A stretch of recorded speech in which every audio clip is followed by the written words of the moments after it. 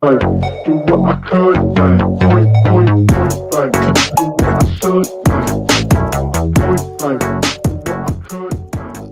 what I could, I love this song, Steven.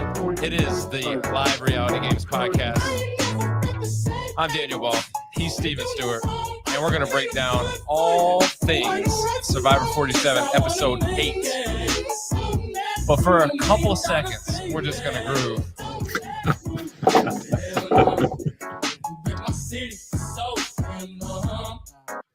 Okay, enough of that. Now, to more important things. Steven, Daniel, how are you? I have a very important question for you. Oh. As the president of the Sioux fan club, is age just a number? Age, as much as I consider Sue like that your younger brother or younger sister you just love to pick on, but you deep down love them. And I'm starting we're starting to grow together, and I'm starting to outwardly show my love for Sue. And I'm taking all applications for fan club for Sue. We have vice president position open. We have a secretary position open. We have a historian who can check the facts and make sure everyone is the age that they say they are. But yeah, I was proud of Sue this episode, man. I really was. I mean, I think she may be the sleeper challenge throughout the season. When Kyle inevitably goes home because he loses, she just may win out from there. Yeah, I think I don't even know if she's surprising herself or if she even knows like how, because some people go through the game and they play well and they don't even have a clue. Like Andy is a guy who's playing well, and I don't think he has a clue that he's playing well. But I have some thoughts on him. We'll get to him. But Sue, I'm not sure if she knows that she's playing well. Like she doesn't like emotionally strike me as the person who is outwardly one way or low the other. And so I just kind of look at her and just like, she won immunity and she's just kind of the same person that she was. I guess that's good. I don't know. We're not giving a lot of her thoughts this episode. Yeah. I think we saw her, emotional a little bit when she won, and she, they did get into like how proud that, people watching would be for her winning that. But like there hasn't been the story of Sue yet. And I'm afraid that if we start seeing the story of Sue, that's going to be her demise. And so moving forward, since I am the president of the Sue fan club, I'm voting to not have Sue's story, and we'll get it when she's cashing that $1 million check. That's what there we go. Right in front of the jury. That's when it will hit us. Yep. So let's start with this. As far as an episode grade, this episode, what would you grade it? 8.5 out of 10. Enjoyable, fun, good moments, a good dilemma walking the tribal council in terms of one of the original yellow Gada tribe is going, but you don't know who. Right. I think this is one of those episodes where you can, if someone's never watched Survivor and you want them to kind of see a little bit of everything, I think this is a good episode for that. It'll give them all the drama that you want without being too much. It's not too hard to follow. You kind of understand it. You have an underdog winner. You got some good things that you can pull from that. So yeah, I would say I'm right there with you. 8.5, 8, out of 10. Very solid. What are the quintessential elements you'd want in an episode of Survivor to show someone who's never watched Survivor before? Is it like, a good strategy, inconclusive going in the tribal council, an idol find, endurance challenge, people eating peanut butter? Are those like the elements you need someone to see to get that full Survivor experience? I mean, you need a little bit of happiness, a little bit of grossness, a little bit of despair, a little bit of backstabbing, some drama, and then inevitably satisfaction. I think those are the key pieces of criteria that you need for a solid episode. If you get 75% of those attributes, you probably have a good episode. If you get them all, you have a great episode. So Um, I enjoyed Wednesday's episode. I really think, going back on it, it did have a lot of everything. They open what I did like to see, and I would have liked to see a little bit more is Rachel's thoughts going back to camp, and it's her by herself. Not, I don't want to know like, oh, where's the Flint? I don't know where the Flint is.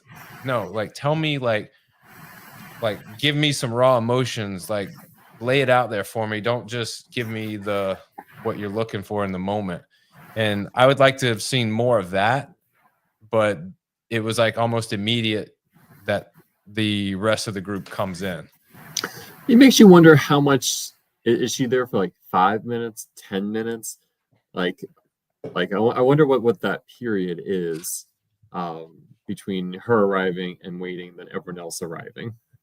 Yeah, and it wasn't like that particular tribal was a little bit different, and so I would assume that she was gone prior to and had a good little bit to just hang out by herself, I would imagine. But it is what it is. We didn't get the inner workings and inner thoughts of Rachel. Because I think it was like, I think we both said this was the correct move. This was the straightforward move. This is the move she needed to do.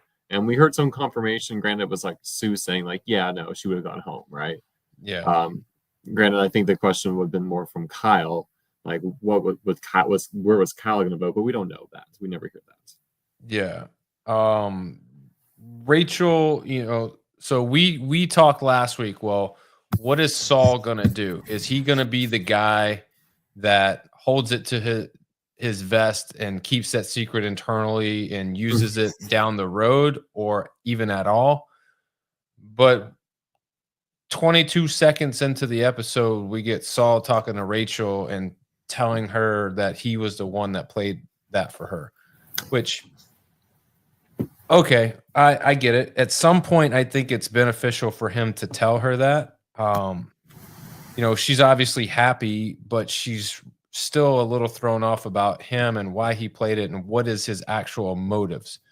So if you're her and you find out Saul plays that for you, like, what are you thinking, Steven? Like, are you trusting that he's really trying to build an alliance, or are you still going to keep him at arm's length and go, all right, that's a good game move. It helped me, and maybe he wants this to go a little bit further with us working together, but I still don't know what his intentions truly are. I mean, I take it as a sign that, okay, Saul wants to work with me, or at least Saul has some interest in working with me. And granted, Saul really benefits because essentially, if you're the red tribe players, you've had a blue player go, now you've had a yellow player go, maybe another blue, maybe you can switch back, another blue player can go. Like, they're playing the middle, and like they're in this very nice spot thanks to Rachel being out of tribal counts and blue having to cannibalize one of their own. And so I don't think I'd say like, wow, Saul loves me, Saul wants to go to end with me, but I think you'd say, okay, Saul is interested in protecting me, and we see more of that this episode where Saul's like, I'm not voting Rachel. Very true. Do you think this was the right time for Saul to give her that information? Yeah, I think like I think this information is the most valuable now and will diminish in value over time, unless you're going to use it as a secret at the end game. So I think it's fine to cash it out now. Tell Rachel, look, here I am. Let's keep it a secret, and we can have some between us. Yeah, I mean it's like when in fantasy football, like when you're trying to trade people, you always want to trade players that are on a pretty good run, because at any moment they could go on this loss and your value that you're going to get for that player is not going to be as good. Yeah. And I think you're right in a sense that information is so critical to everyone's game that information, I think, would have lost value over time, because all it takes is for what happened at Tribal at the end of this episode to happen to really not think too much more about that move that happened last week, because everything is now becoming these big moves for people's games, and you want to make sure that the big move that you made is known and the reasons for it are known. and you want that value to be high. And I think Saul telling her that now is a great move on his part. I can't think of what the scenario would be if he didn't tell her now and was going to tell her down the road. Like, at what point do you go, all right, now's the time? So I I think don't that know. was a good time, as good of a time as any. And you're right. Later in the episode, he did show his allegiance to her because her name came out there, and he was like, absolutely not ready to go that route yet. We saw Kyle and Saul have a little bromance, man. Kyle's been, I guess, on the downward end of like the social interactions with the ex Tuku tribe, and they don't know anything about Karate Kid, so they had a little moment about Karate Kid. It was sweet. It was almost like what was it, when was it Liz last year doing jumping? And it was pretty pathetic. Like, give me a break. So yeah, that's nice solid comedic performance on her part in last season. But I think them having a little moment, I don't know if that's important. Like, I hope it becomes important because I kind of like Kyle. He, I think, is putting himself in a tough position, having to now, I think, win every immunity challenge. But I mean, maybe we'll see the possible. Maybe we'll see someone break the record's. What, 5 immunity challenges I think he has tied the record, for most in and a I row think, now. yeah, so I think he's going to break it. But the thing is do you count one of Kyle's wins was he finished third, but because he was the last one on his tribe, he was given immunity. So is that a win? I Technically, I mean, guess he it was is. he was immune. I mean, I think you have to throw out the survivor historians of how they count that, but I'd Right. say if you're in the game, you're just like, has he worn the necklace 3 times? Have we been able to vote him out? No. And I think Saul, Genevieve, and Teeny's dream world is Kyle loses, and it's an easy saying, let's all just vote Kyle. And everyone's like, okay, sure. And you preserve the 3 of you in the middle, and you've now whittled down both sides 3 rounds in a row. Yep. That's an interesting thought as far as how they're trying to whittle the numbers and make the numbers work.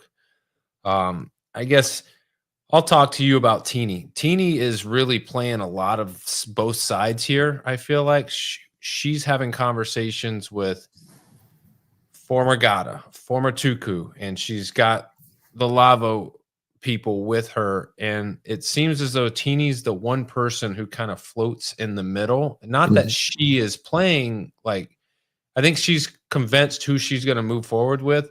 But Yeah. everyone else, as they approach her, they come to her as if she's this solid person aligned with them. Like Tuku goes to her and they're like, "Oh, we got Teeny." The former Gata will come to her and they're like, "Oh, we got Teeny." But then you see her bouncing different people, out there, and it's like, I don't know. Well, I didn't think this was the best episode for Teeny because it made it seem like Teeny had invested a lot in Sierra and really had a good relationship with Sierra and did Yeah. not want to lose Sierra and had to, and hopefully was able to do it in a graceful manner. But it was not Teeny's ideal path forward, I think. Yeah, I mean, she even said so. She was good with Sierra more so than Sam, and really wanted it to be Sam. But I think at the end she had to realize where the numbers were going to be, and you couldn't be the one person behind the numbers in a situation like that. But we got to get to the auction, man. So tree mail comes. Everyone's excited. All right. It's auction time. We're going to do the auction, and it tells them there's money hidden in little bamboo sticks all around. Like, there's probably like 30, 40. I have no idea. There was a bunch. And everybody, mad dash chaos to go pick up one at a time. And what do you know? Andy sucks at it. I mean, if I was on Survivor and I had to do this and I had to go find something in the jungle, I would be Andy because I cannot find anything to save my life. And there would just be a whole montage, just like Andy, me walking through the jungle and just like tube, tube, tube, tube. Part of me wants to believe that he knows what the auction means, and he knows what the rules have previously been.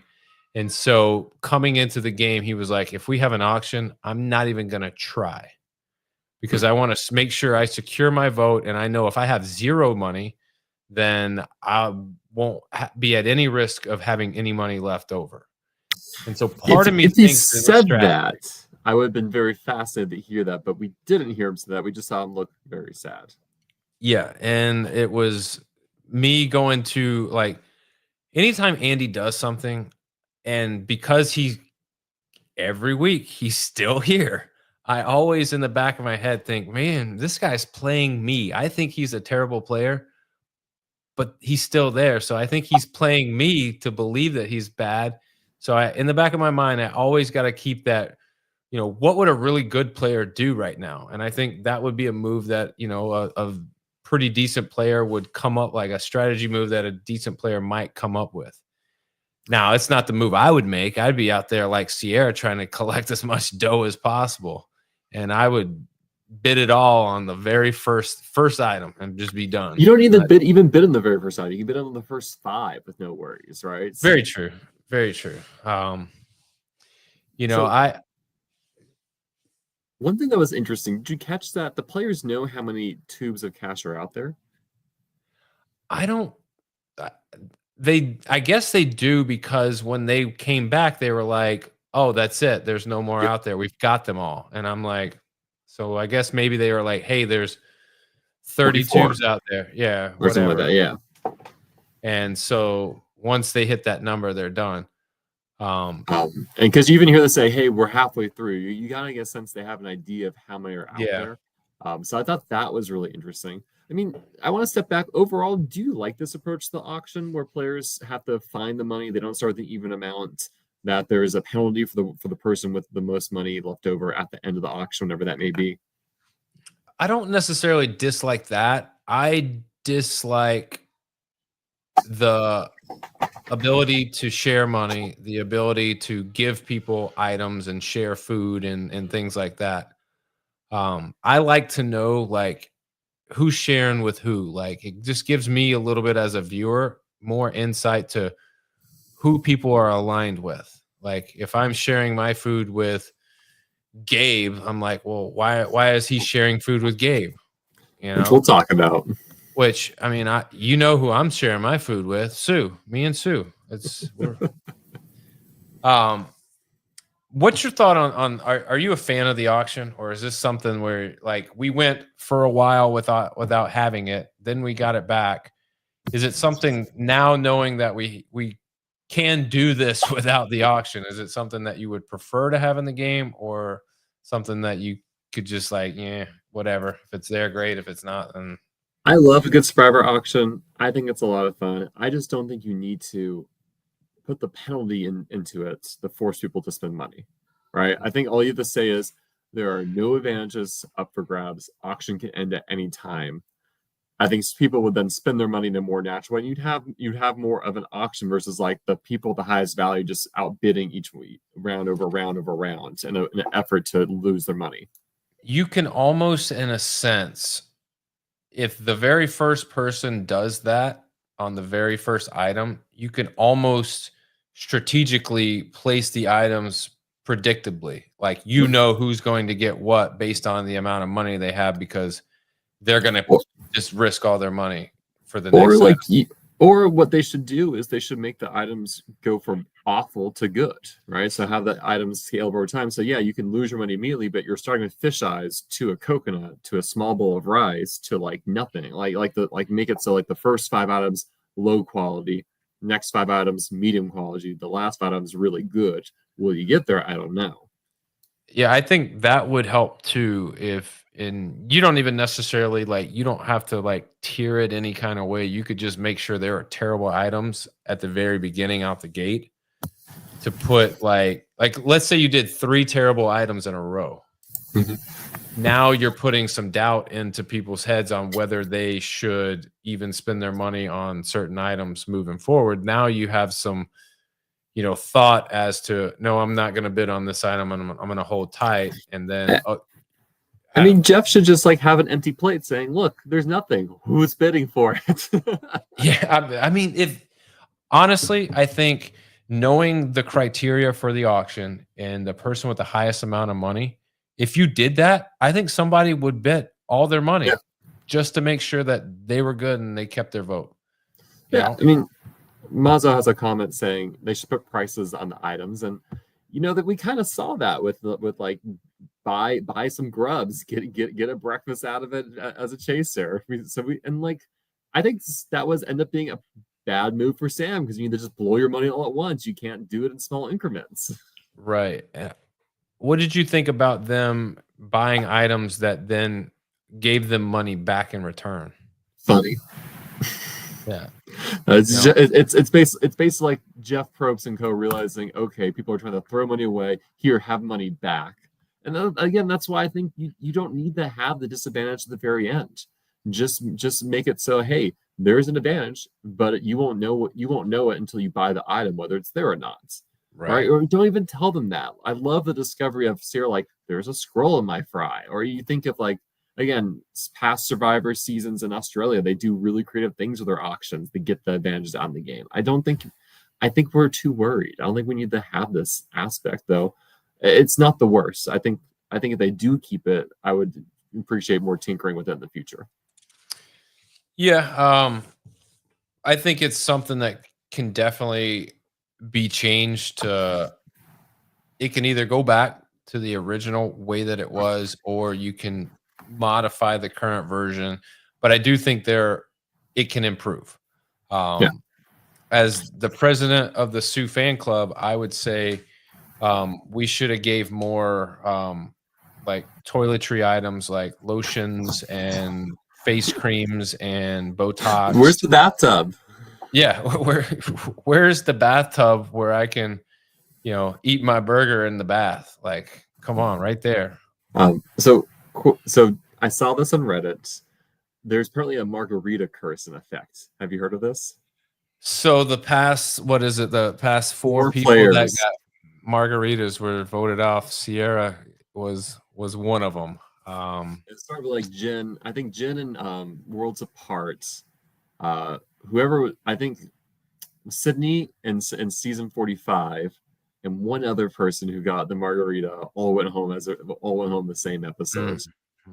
The next season, the very first item is just going to be a margarita. Or worse, choose between a margarita and a car. You're like, oh no, which curse is worse? Yeah. So just a few highlights. I mean, we kind of talked a lot about it, but Rachel earns an advantage. Are you a big fan of having advantages or idols or anything in the auction, or should it? I love having them. I love having them hidden as part of the food where people don't know what they're getting. So yes, I like that. Excellent. Yeah, I do too. I think it just gives it a layer to it of unexpectedness, and it gives the player who may not necessarily have the most money an opportunity to get something of value. Like, let's just say, for instance, that Sam gets the breakfast platter because he devoured the 2 grubs like instantaneously. Like, I don't even think he chewed them. But like, if you change that for the fish eyes and go, all right, if you make it, the person that makes it through these fish eyes gets this breakfast platter, and then embedded in this breakfast platter is an idol or something, I think you've earned that by taking fish eggs, like, for sure. Like, I think would you take a bite of the fish eye? So my friend Jim on the In Off the Bench podcast, he asked me, he goes, if you were there and the opportunity presented itself where you did, or in Caroline's case, she didn't have to, would you eat the fish eyes? And I said, I would do exactly what she did. One, for the sole purpose of saying, like, I fully put myself in every experience possible, and like, check it off the bucket list, man. Like, give me some grubs or give me the fisheye. I'm definitely going to try it. That's for sure. What shocked me about the grubs is that Jeff gave them the money back when they lost. I thought it was like $200 pay to play, not $200 if you win. No, I like that he gave them the money back because it then wasn't an advantage for them just to be a part of it. Like Sierra decided, no, I'm not doing that. Well, okay, then here's your money back. You didn't lose anything, and that's not good for you, which is what she was trying to do. I feel bad for my girl Sue. Sue chomped down on it, and it just, you could tell she wasn't going to be good enough. I mean, are you just supposed to slurp it down while it's alive into your stomach? Is that the solution? I think it's well, what I would do, and I don't know what the rules are, but if you can eat both of them at the same time, I think that's the route to go. Those are large. Those are large grubs. But here's the thing, Steven. They're gonna taste the same. I would rather taste it one time all together and then be done with it, as opposed to I want to be able to swallow it to my mouth, or versus just sitting there with a giant wad of bugs in my cheeks, saying, "Oh gosh, what have I done?" No, I'm gonna, if the option was to eat both of them at the same time, I'm going for it. I'm going for it because, like I said, I wanted the bad experience to last just once, not twice. So we gotta talk about the peanut butter in the room, right? Sierra wins the giant bowl of peanut butter and chocolates, and she gets to choose 2 players that go with her. Now she chooses Gabe and Carolyn. What did you think of this? The first thing I thought is, okay, why did she choose them? Like, what was it? The fact that Gabe bought, and I can't remember. I think Gabe spending all his money and getting the coconut was for that. Maybe she felt bad for him because he, one of the big things that they harped on was he hasn't had any food, and he really, like, my wife's looking at him and she's like, man, he looks like he's lost a ton of weight. So, like, maybe she felt bad for Gabe and was like, here, I'll bring you along. Caroline, I don't know. You would think that she would have brought Sam or even Andy, or somebody that she's aligned with, but I don't know. What's your thoughts? I couldn't really pinpoint why she chose those 2, or if there was even a reason why she chose those 2. So I cheated, and I read a bit of her exit interview where she talked about that. Okay. And so it sounds like there was discussion. It was not included in the episode, and she chose those 2 partly because they hadn't eaten anything in the auction, as well as kind of to build bridges potentially with them. Just because I think I'm with you. It's like, here's poor Andy, has no money, is starving, is being neglected by you, and continues to be neglected by you. And which I don't think that's her intention, but given what we hear from Andy and how this episode shows up, maybe Andy should have been taking he could have, like, what we do know about Andy is he's starting to hold grudges, and he's starting to hold on to receipts, and he's out to get people. So this is one of those instances where, you don't pick Andy. Like, he remembers that, and the first chance he gets, he lets you have it, basically. And he did do that. But yeah, I don't know. I didn't want to read too much into it because I think a lot of things that are chosen like that, I just assume if there was no explanation, it really wasn't that big of a deal. And it didn't matter, because if it mattered, I guess they would have found a way to edit it into the show, and there wasn't any explanation on that end. We end the auction. Everybody's happy. I think Gabe's analogy of World War I, as they doing a ceasefire. I think it was an accurate representation of what happened. Everyone stopped playing the game for a little bit and had some fun and did the auction. But as soon as the auction was over, then it was back to, shooting bullets at each other. But Rachel gets her advantage and reads it, and it says, "There's an idol in the corner of the tarp." And so she decides she doesn't know how she's going to do it, but it looks to me like she goes in front of everyone, broad daylight, just starts hacking away at the tarp, and everyone As else is one just does. like everyone else is just chilling and not paying her attention or have any cares in the world what she's doing back there hacking up the tarp. What I think Rachel really needed to do, and this is coming from the president of the Sioux fan club, is if you want to know how to get idols and keep it a secret, you got to go to my girl Sue. She knows. She knows. She got paint all over her and was able to cover it up. Only Caroline found out. So do you think that idol was always there from the moment they got the tarp, or do you think they went and sewed it in at some point in the past day or two in game? I would think that it had been there, but I think what it comes down to is, okay, we got to make sure first that, well, I guess you could make sure that the item that you're going to put the advantage in the auction is actually picked up, because let's say they did, if the number was 8 and that was on the list to be number 10, I imagine they'd get that clue out to the players eventually in another episode. So I think a player will eventually find out that the idol is there. Right. I think you're right. I think the idol was there. It had been in the tarp. It was just easy. And if they didn't get it in the auction, then at some point they were going to have an advantage floating out there that said there's an idol in the tarp.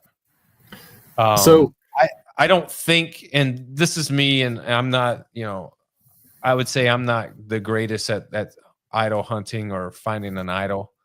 But I don't think that's a one that anybody finds unless they have a clue to it. So, well, it makes me wonder that should Modern Survivor 101 be wake up every morning, look beneath your shelter, feel around the middle, make sure nothing's there. Next step, go to your tarp. Check the edges of each tarp. Is it okay? And then like there's just a checklist of places you should look every day. Like will production put something here again? Can I catch it before the person who's supposed to find it finds it?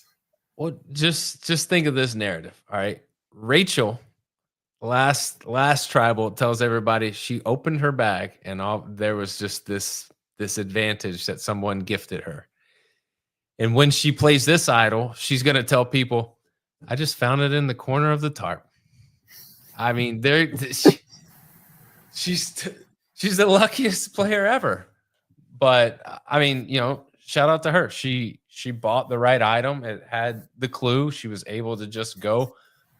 I'm just wondering I'm assuming nobody saw her. It wasn't put in there or made known that anybody saw what she was doing or even questioned her or looked at her funny. They just let her just go to town. And that's just being the game and being the situation that they were in, especially when she was the vote and the one that was the definitive vote last week. Like, you would think that her doing something suspicious like that, somebody would catch it, but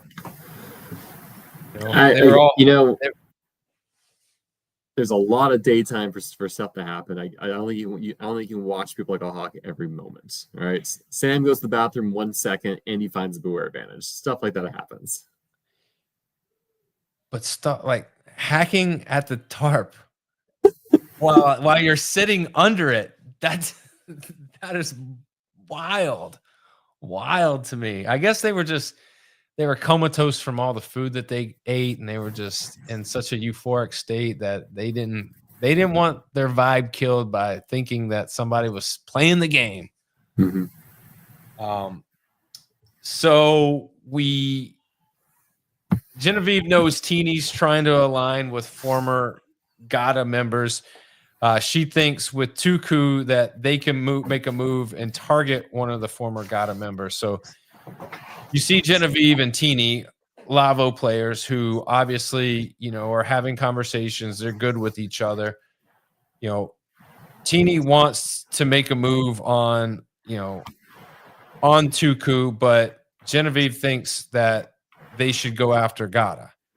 To me, I think Genevieve is right. Like you find the most powerful force and you try to chip away at it. And to me, I think that force of Sam and Sierra was pretty tight, pretty tough. Like go chip away at that. But I mean, then again, it's like, well, if you do that, then you're evening numbers and it's a lot of work to then go with the people that assume that you're going with them, to turn your back on them and try to do the same thing with 4 other people and get them on your side.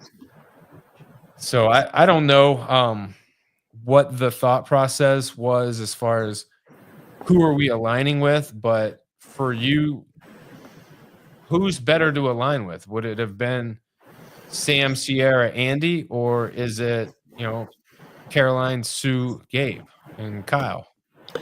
I can roll with what I'm hearing from players saying, Sam, Sierra, and Rachel are just more threatening, or like they're more charming, that they have more social game. Like I think it's fair to recognize like those 3 are maybe more of a force to recognize than Sue, Caroline, Gabe.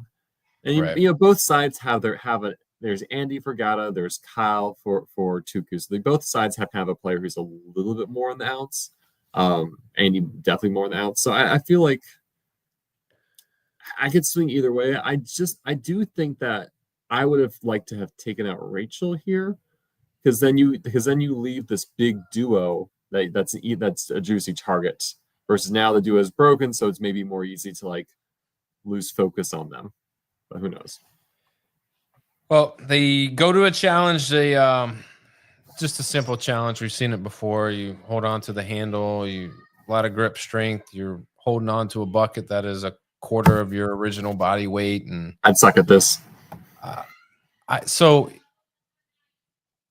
I have some thoughts on this. Like, I can see where this can be very easy, but I could also see where this could be very difficult. And I find it hard to believe that this was difficult because my girl Sue won.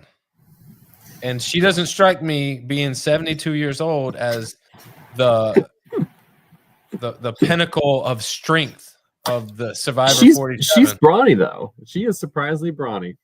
I mean, I'll be honest, like these past few immunity challenges have been more of like an endurance type and not a lot of skill.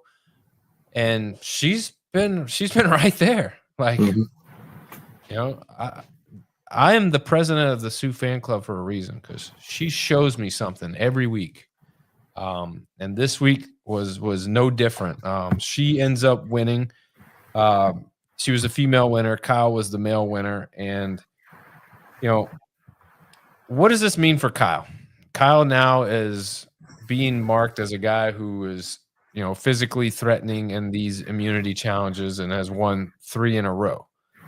So should he have won this? Should he have lost this? Like, what does this mean for him now? It's hard to know if he had lost it, if he would have been the one eliminated, right? Because you heard people kind of throwing his name out saying, well, if Kyle loses, we should go for him. So it's hard to know whether this was absolutely necessary.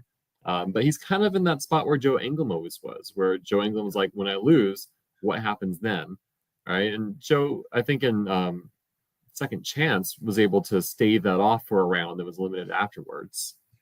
So I think it's going to depend a lot on how Kyle maneuvers and positions himself to being a necessary vote, despite the risk of him being immune later on. Yeah, I think I said it last week. I am always going to bet on myself. And I would rather know that me going out winning, I'm keeping the power in my own hands. The minute I don't do that, then I relinquish that power and I'm at the mercy of whatever, and just hope that other aspects of my game are good enough. And, it's one of those things, like you have the golden ticket to win, if you win the immunity, but if you don't, then like you're kind of it's kind of a crapshoot, and I would take the for sure thing every time. It's part of the reason why if I had an idol, I would just play it because I knew for that vote I'm good. And then And also with idols, they will replenish them. You can rely on them to put one back in the game where you could just binge Rybergen, never sleep, go hunting all night, and find it somehow.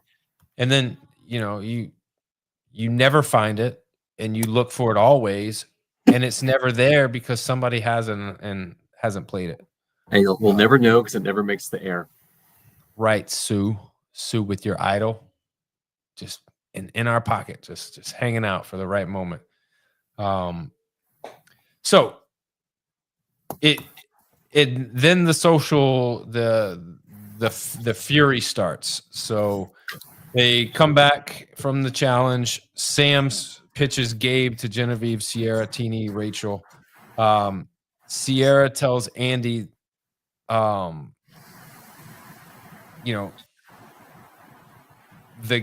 it's Gabe. And Andy, of course, is always the last person to find out the information. And he starts finally realizing like he's a part of the tribe, but he's a part of the crew, but he's not. He's kind of known that for a bit. Did you enjoy this episode with all the pot shots it takes at Andy leading up to these moments where it's like, oh, Andy, I forget he's here sometimes. I know. And I think those are good because it's setting up this comeback moment for Andy. And I think in this episode you saw a small piece of that. I think what I do think is that Andy's days are numbered.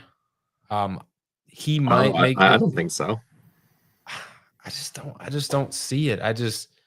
I think at some point he wants to play a devious, like dirty game. But I don't think the players that are there are going to let him do that. I think Andy is making, for his position and where he's at, I think he's making good moves, right? He's reaching out and having alliances with Saul and Genevieve and kind of that red middle group. He's identified like I need to flip, and he is successfully flipping and building new bridges. I think the challenge may be Andy seems to say like, hey, no, I'm doing credit. Will people realize what he's doing, and will people realize it and give him the credit he deserves, or will people at the end say, "Oh, you did that"? No, it was really other people doing it. Yeah, Andy is like the Tampa Bay Rays. They, small budget, but they maximize their development of players, and they're pretty good because they do that, even though they don't have much of a budget. And Andy's that guy. Like, he doesn't have much of a budget, but he's maximizing everything that he has. Well, the budget all went to hair. It's amazing how good his hair looks, and he hasn't washed it. There's no soap. There's no shampoo. I guess. Did you enjoy his Clark Kent to Superman style transformation where the glasses come off, the hair comes out? He has this whole L'Oreal moment where. Yeah, it's I thought it was funny. Fun stuff. I mean, it gives Andy, it gives you a reason to smile at Andy other than laughing at him, which is what we do most of the time.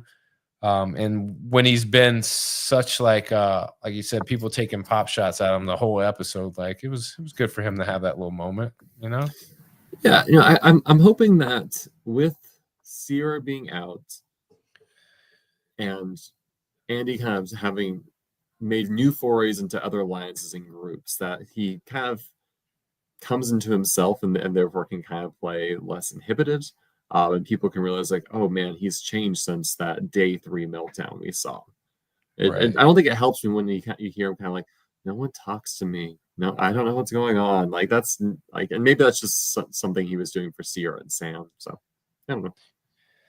Yeah, it's like I said, I have to think on both ends of the spectrum when it comes to Andy. I think one way he's a fool, he's a buffoon, and he's not good, and he's just oblivious to everything. And then on the other end, I'm like, man, this guy is he's got everybody bamboozled. This guy is an amazing player. Like, All we He's need doing is it. a confessional of him saying, "I'm hiding in plain sight," and you'll know, oh shoot, he's gonna win this thing. Yeah. Gabe pitches Sierra. So Gabe is the first one in this episode to pitch Sierra's name and throw Sierra's name out there. But Andy, they made it seem like Andy was the guy who kind of created this whole movement on maybe not necessarily Sierra, but Sam or Sierra one of those two. So who gets credit for this Sierra move? Is it Gabe? Because you then see Gabe later on pitching Rachel, and he's pitching Rachel to Saul, and that's where we were talking earlier. Saul was like, "No, we're not doing that." I think so. You have the three love in the middle, right? And the storyline is they're all fine with the yellow going, but they all want a different yellow, right? Teeny wants to see Sam go. Soul wants Sierra, and Genevieve wants Rachel, right?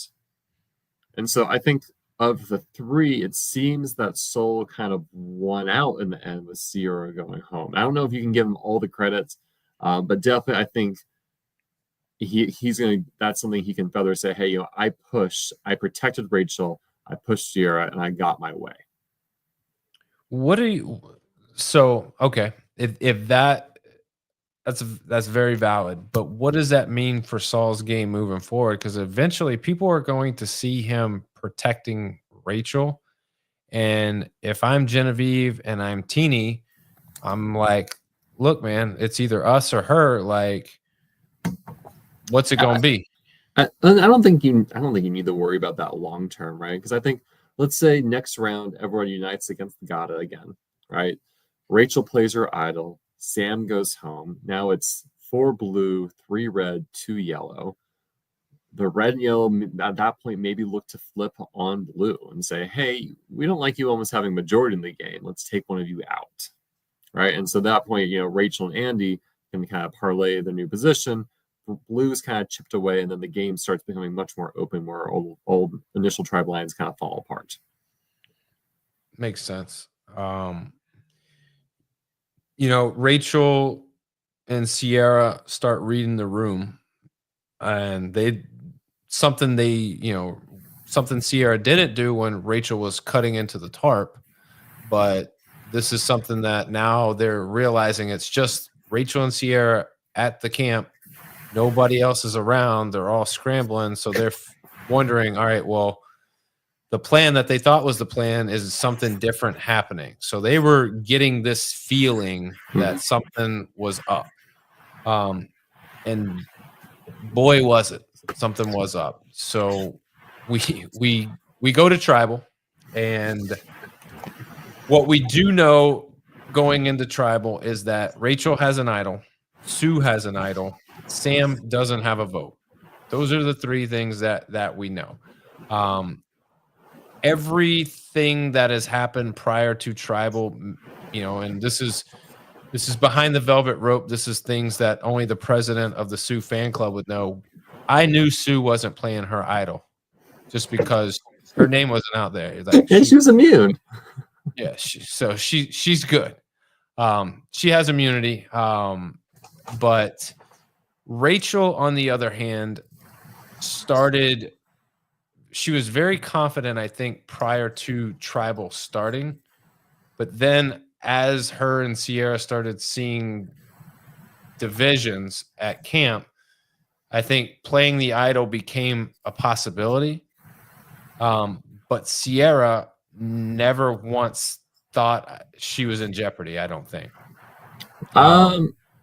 Not enough to play the shot in the dark, right? Right. And so they get to tribal. There was a tie. And so whenever there's a tie, this was very novel to me. Yeah, there was a tie forcing a revote. Rachel not being able to vote, Sam not being able to vote. Rachel plays her shot in the dark.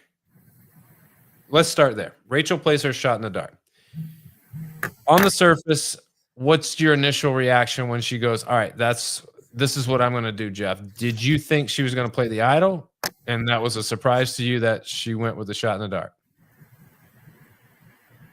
So I was surprised by the shot in the dark. I was not expecting that, but I was kind of delighted because it was clear that she uses it and kind of reads the room. Like, because I first thought like, oh, she's gonna shot in the dark and then just play her idol as a follow up if it doesn't work, right? Which is like that seems fine, right? You get 2 shots of immunity. But then I used her. She plays it, looks around, and kind of decides, no, I don't need to play my idol. Then goes and sits back down. Like that was really cool. Yeah. So part of me thought it was a strategy move on her part because she wanted as little amount of blood on her hands as possible. Nah. And so she was playing it just so she wouldn't have to make a decision between the two. It's unclear whether she was clued in or not, the fact that they were going out. I think this is more of like, hey, I think one of us is going home. It may be me. Let me play this, see how people react. If I see huge signs of relief when it's not safe or something like that, I know, okay, I'm on the block. But she kind of plays it, sees it. People seem kind of confused, like, don't really care. And she's like, okay, I'm good to go. I don't think it's really a concern about blood on your hands at this point. I mean, there is that benefit of like she hasn't had to show cards, but I think also too is, she has this idol in her possession. What's the best way to maximize an idol is when you can play it when everyone thinks you don't have it and you don't have any other shot of saving yourself. Yeah. And so I think from a strategy standpoint, regardless of what the actual intention was for, from a strategy standpoint, that was a great move on her part. By doing that, it throws people off on the fact that she has an idol. It lets them know that she could possibly be an easy target later on because she doesn't have a shot in the dark anymore. And she has this idol that she could use to blindside everybody and create a lot of chaos and give herself another big game move. But also it doesn't allow blood on her hands and it allows her to read the room. It gives her a lot of different options. And would you have wanted a confessional prior to tribal of her weighing the options of playing this? Or no, I think I was fine kind of seeing it in the moment, watching her do it. It was like, that's really interesting. I didn't even think of doing this as a strategy. She's like, I was really happy at the moment, kind of like, oh, this is cool. Yeah, I enjoyed it. I thought that was a high level gameplay move, one that we haven't seen in a while, something to that effect. It was a very unique situation. I can't think of any situation we've had in the past, or at least recently, where you had something like that happen. But brilliant move for her. It pans out. She's able to realize that she's good, and so the votes, after they revote, Sam obviously vote, gets to stay. Sierra goes home, and it was a unanimous vote. Everybody. Question. So Sierra. I always thought with the voting rules that in a tie, the two tie people just don't vote. I never kind of had pieced together that's because they would just vote for each other and it's useless. I just like, hey, you just can't vote, which makes me wonder. Have games that have implemented the shot in the dark been doing it right, or like I don't know. I just never thought of like, oh, Sam doesn't have a vote, so Sierra can still vote, and it was just sort of like I want a Survivor rules book so I read through these corner case situations.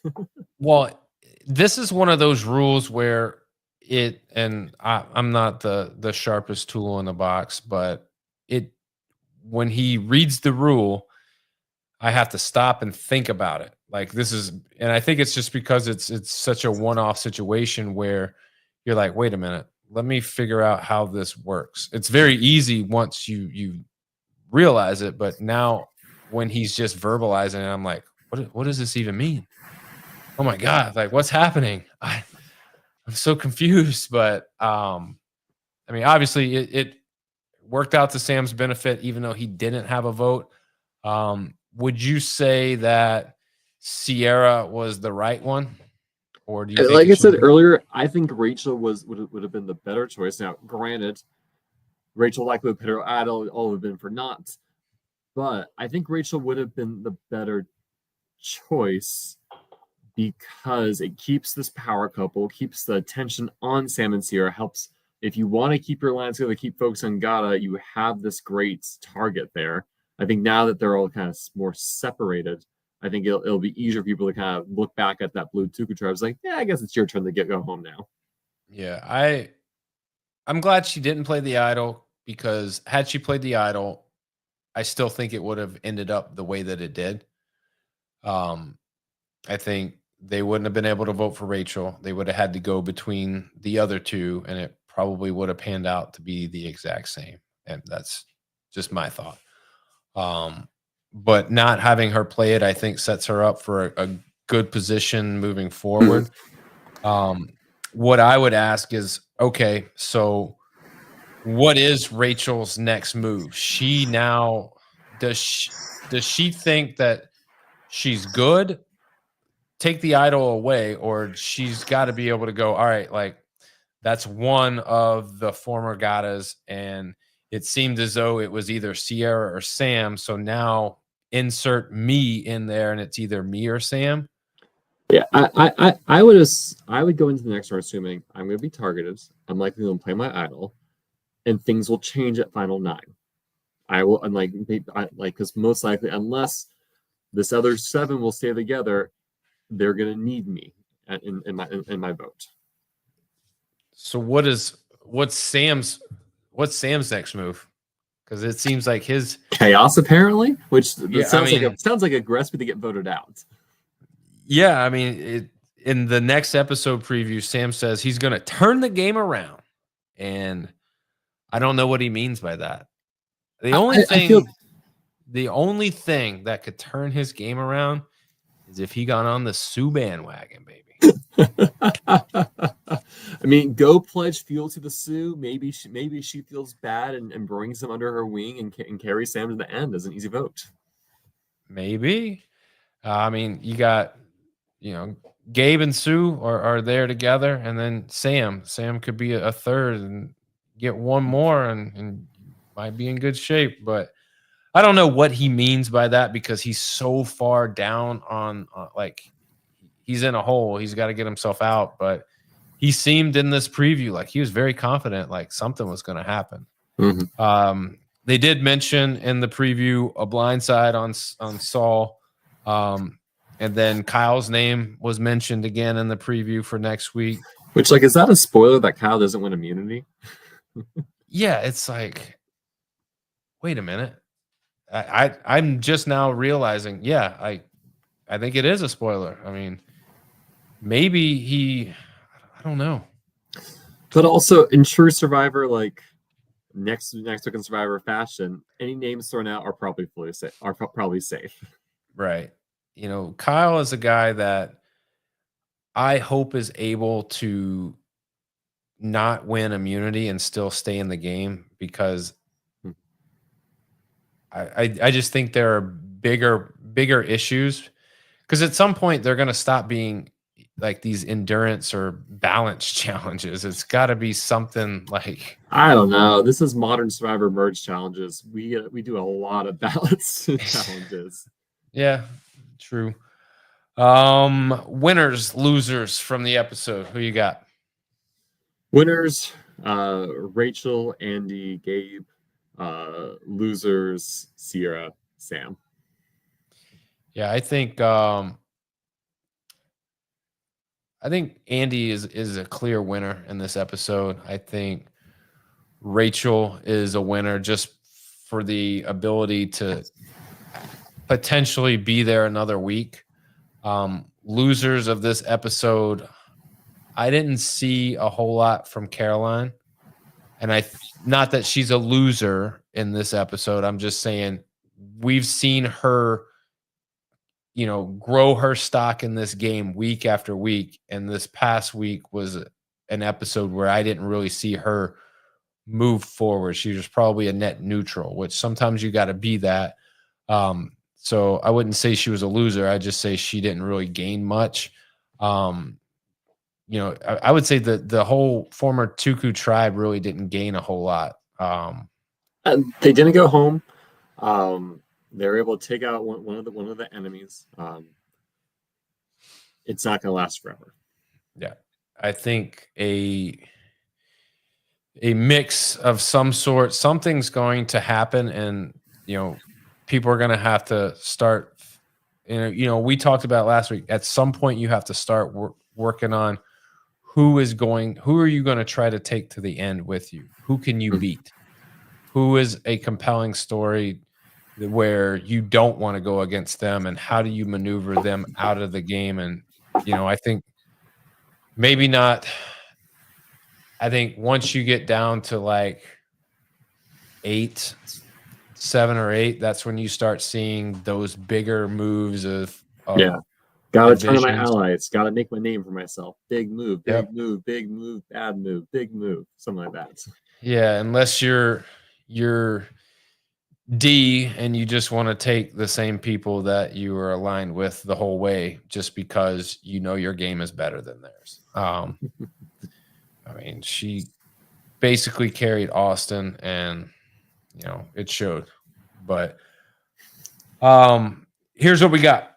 Merge Tribe after the end of the episode. Genevieve, Sol, Teeny, Sam, Andy, Rachel, Gabe, Sue, Caroline, Kyle. Before we get out of here, who's your winner pick? Last week, you know me. I could change from day to day. Who's your winner pick? I would still love to see Teeny win. I'm still high on Genevieve. Honestly, at this point, if I tier list, Teeny 1, Genevieve 2, Sol 3, Andy 4. I got Sue number 1.